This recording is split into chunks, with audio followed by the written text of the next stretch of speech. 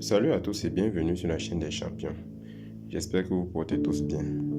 Aujourd'hui, nous allons effectuer un voyage au pays des suites géométriques.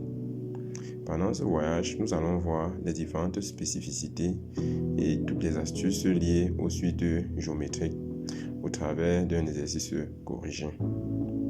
Donc, pour mener à bien ce voyage-là, nous allons commencer par soumettre à votre attention l'énoncé de l'exercice et par la suite, nous allons proposer une correction de cet exercice-là, correction pendant laquelle nous allons apporter autant que possible les notions de cours permettant de mieux comprendre et cerner les suites géométriques.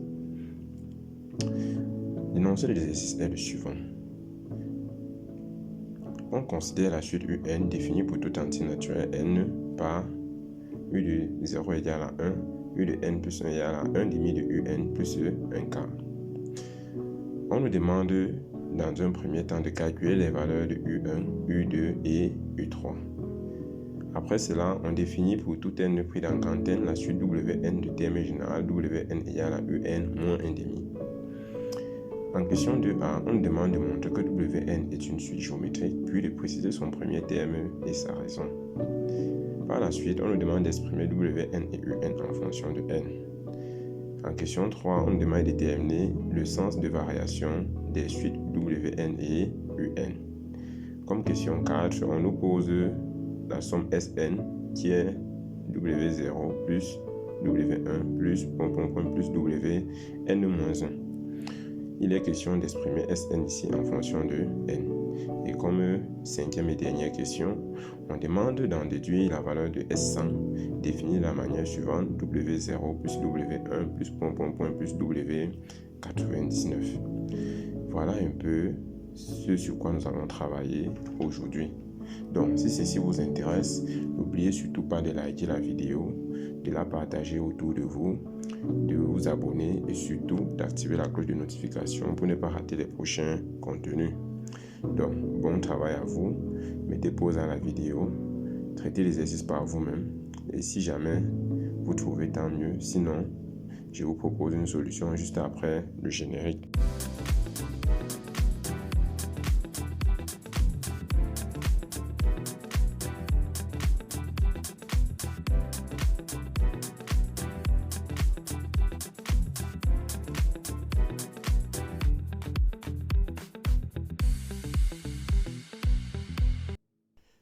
Correction de l'exercice.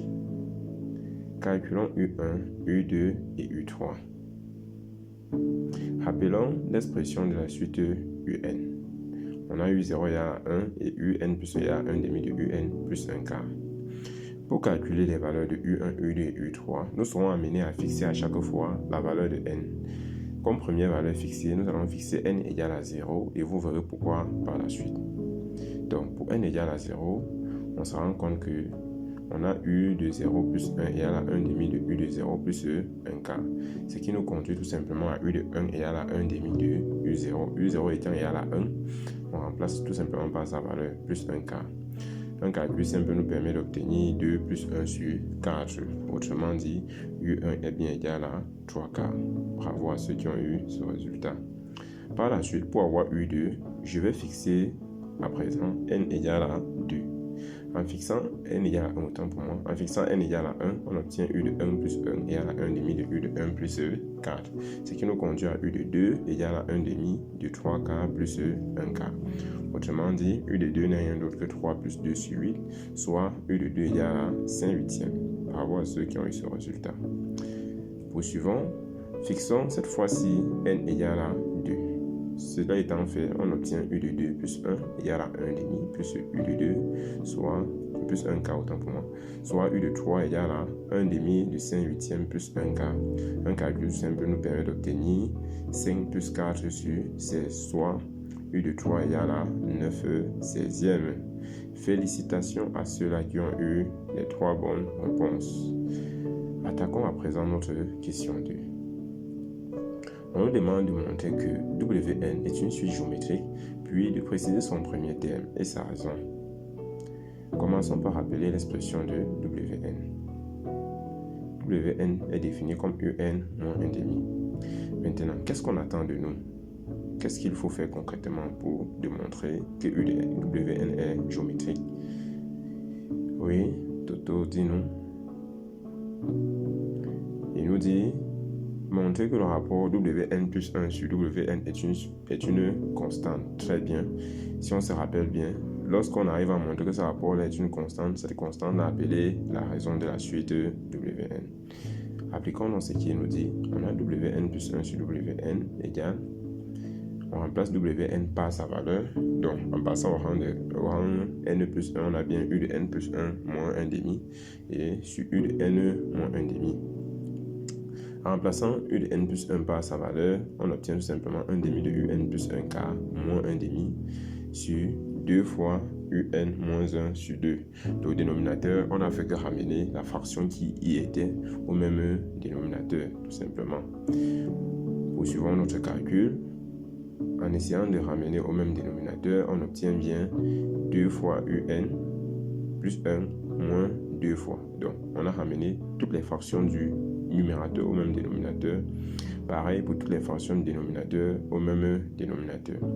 À présent, nous avons affaire au rapport de deux fractions. Et on sait bien que le résultat de cette fraction-là, pour l'obtenir, on effectue la multiplication de la première fraction par l'inverse de la deuxième. C'est ce que nous faisons ici. On obtient bien la première fraction, 2 fois Un moins 1 sur 4, multiplié par l'inverse de la deuxième, c'est-à-dire 2 sur 2 Un moins 1. Ce qui nous conduit au résultat 2 quarts, soit 1 demi. Donc, on vient de montrer que Wn plus 1 sur Wn n'est rien d'autre que 1 demi, autrement dit une constante. Donc, on peut donc conclure que Wn est bel et bien une suite géométrique. Le premier terme, W0 égale à 1 moins 1 demi, autrement dit 1 demi, et des raisons Q égale à 1 demi. Félicitations aux champions qui ont trouvé ce résultat-là.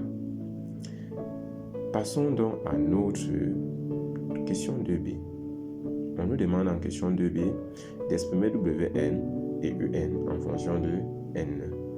Si ceci vous intéresse, n'oubliez pas de liker la vidéo et surtout de vous abonner. Ça aide toujours de savoir que ce que l'on produit comme contenu peut aider des gens autour de nous. Ok, qu'est-ce qu'on fait? Qu'est-ce qu'on attend de nous ici? Oui, Toto, il nous dit utiliser la formule explicite de la suite géométrique. Oui, ça c'est très clair.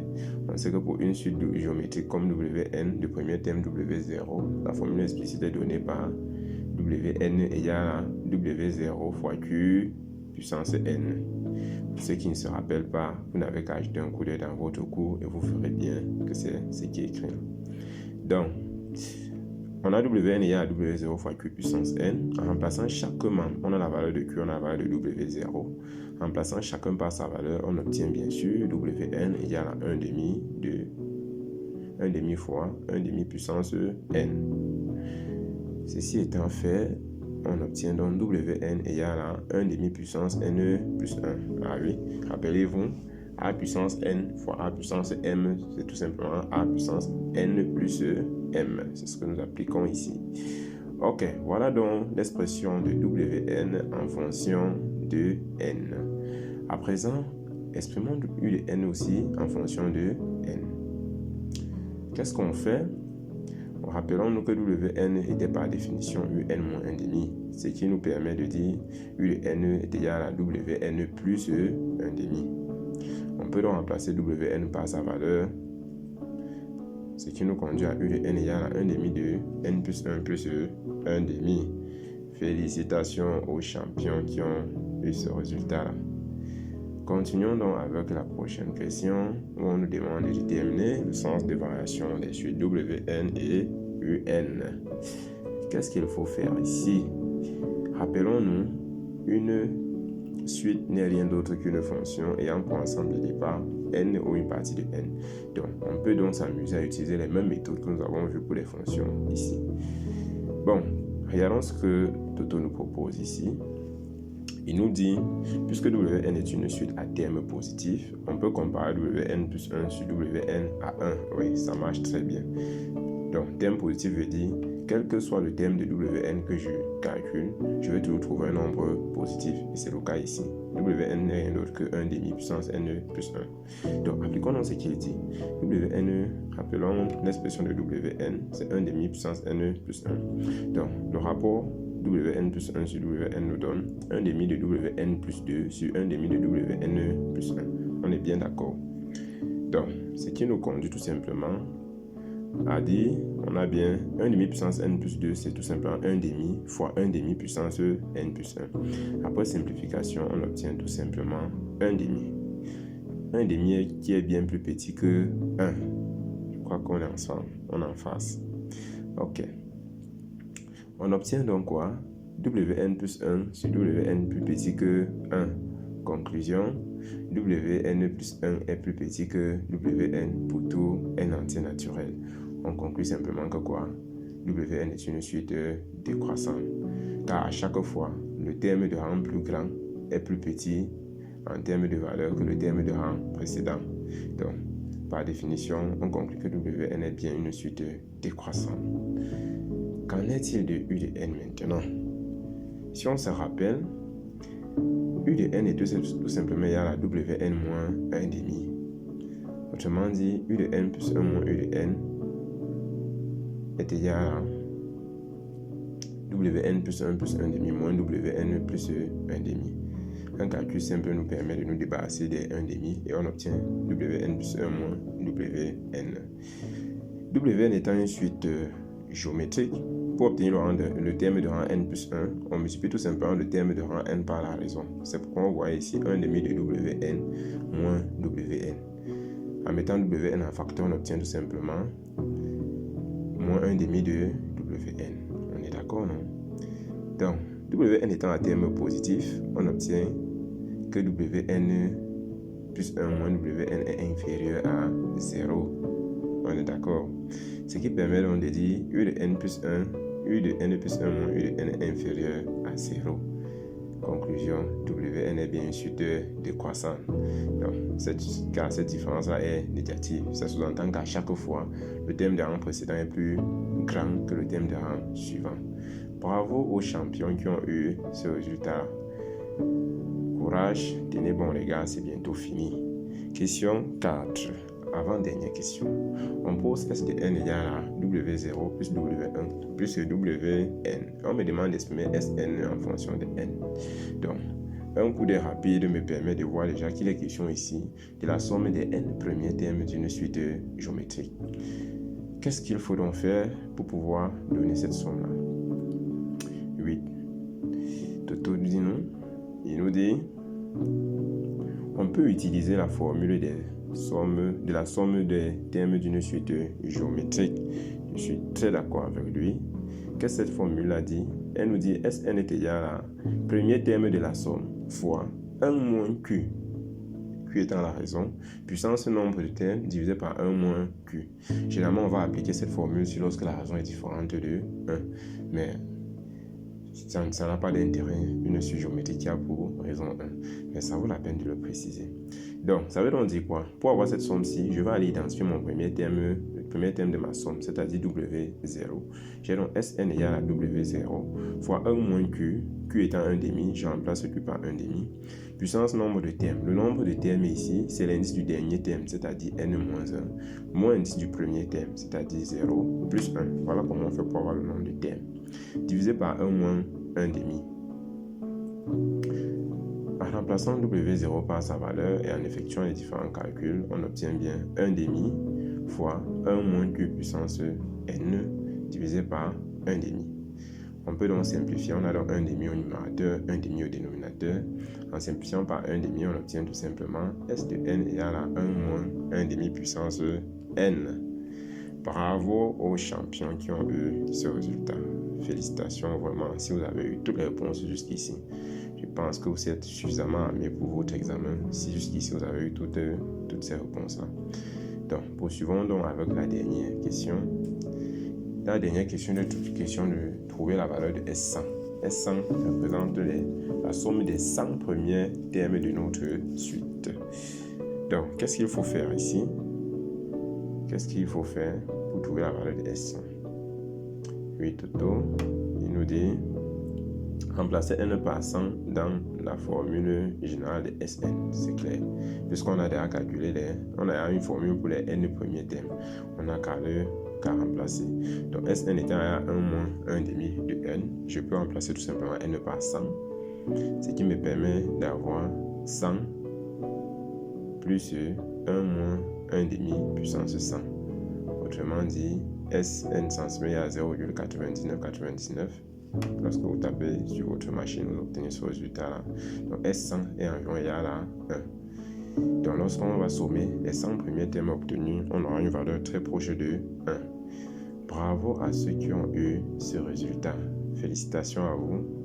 Je vous encourage à maintenir le cap. Continuez ainsi. Et je pense que d'ici peu, vous n'aurez plus trop de lacunes en mathématiques. Donc, merci pour votre aimable attention. Retrouvons-nous très bientôt dans un autre épisode où nous parlerons une fois de plus de suite. Il sera question d'un exercice pour nous permettre de développer notre intuition et d'asseoir davantage cette notion de suite. Et par la suite, et par après, s'il vous plaît, nous passerons à la notion de trigonométrie. Merci pour votre aimable attention. À très bientôt. Portez-vous bien. Ciao.